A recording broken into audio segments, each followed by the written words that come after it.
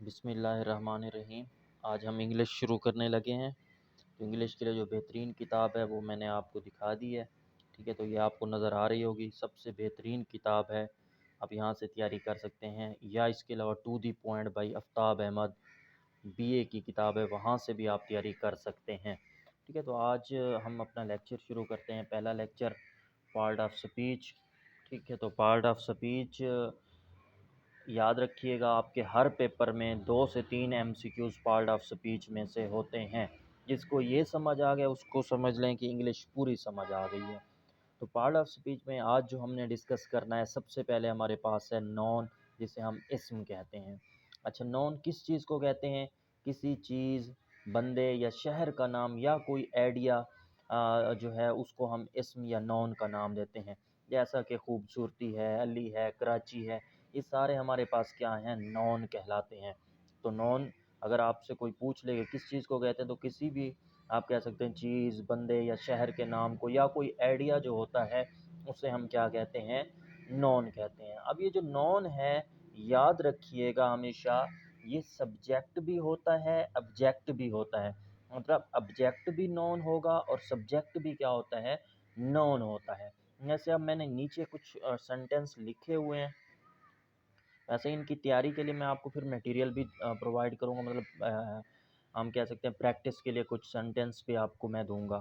ठीक है, तो याद रखिएगा, किसी भी फ़िक्रे में सब्जेक्ट और ऑब्जेक्ट हम इसको क्या नाम देते हैं?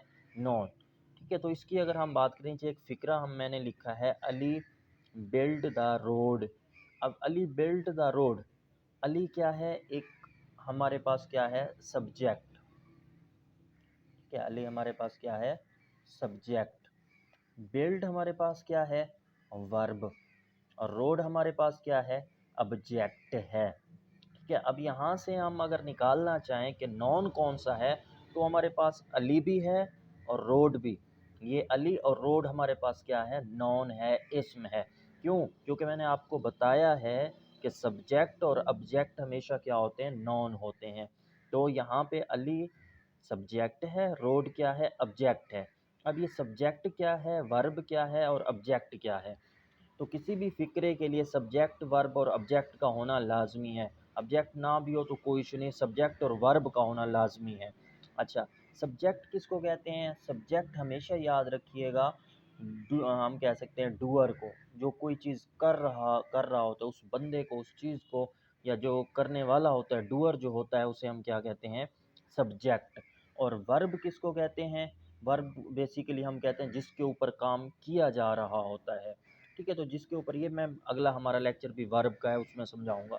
और ऑब्जेक्ट क्या होती है? जो बेसिकली हम क्या, सॉरी, वर्ब किसको कहते हैं? जो काम किया जा रहा होता है उसे वर्ब कहते हैं। और जिस चीज़ के ऊपर किया जा रहा है, जो हम कह सकते हैं जिस चीज़ पे हम कोई काम कर रहे हैं, ठीक है, वो हमारे पास क्या है? हमेशा ऑब्जेक्ट होता है। तो याद रखिएगा, सब्जेक्ट डूअर को कहते हैं, करने वाले को, जो काम होता है उसे वर्ब कहते हैं, और जिसके ऊपर काम हो रहा होता है उसे ऑब्जेक्ट कहते हैं। खैर, ये आगे मैं डिटेल में समझाऊंगा।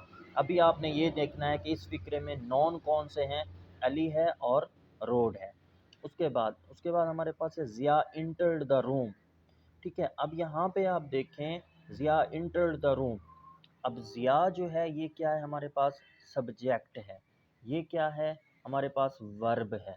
लेकिन दी रूम, रूम जो है, अब यहाँ पे हमारे पास ऑब्जेक्ट नहीं है, तो नो ऑब्जेक्ट। क्यों ऑब्जेक्ट नहीं है, ये भी मैं आगे आपको समझाता हूँ। ठीक है, अब आपने करना क्या है, यहाँ पे चेक करने के लिए कि ऑब्जेक्ट है या नहीं है, तो आपने उसकी पैसिव वाइज बना लेनी है। जैसे अब इसकी पैसिव वाइज बने तो क्या बनेगी? The room entered the Zia. ये तो फिक्रा ही गलत हो जाता है। इसको बनाया अगर the road was build by Ali, इसकी पैसिव वाइज बनती है, इसकी पैसिव वाइज नहीं बनती। जिसकी पैसिव वाइज ना बनती हो उसको हम ऑब्जेक्ट नहीं कहेंगे। तो इस फिक्रे में हमारे पास जो नॉन है वो हमारे पास क्या है?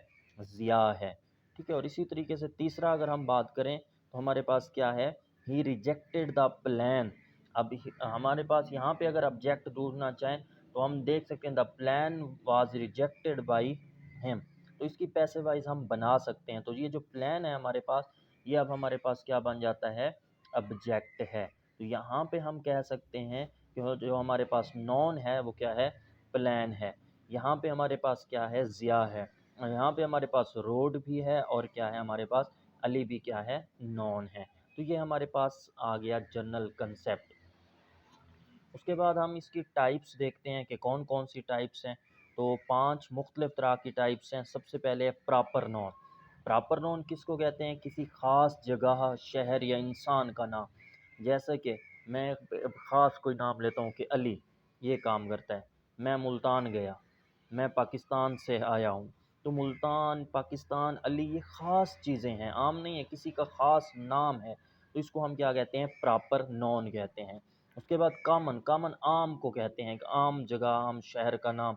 जैसे हम मैं कहता हूँ कि मैं जी शहर गया था, या मैं जी अपने मुल्क में बैठा हूँ। अब ये जो शहर है या जो मुल्क है इसको हम क्या कहते हैं, कॉमन नाउन कहते हैं।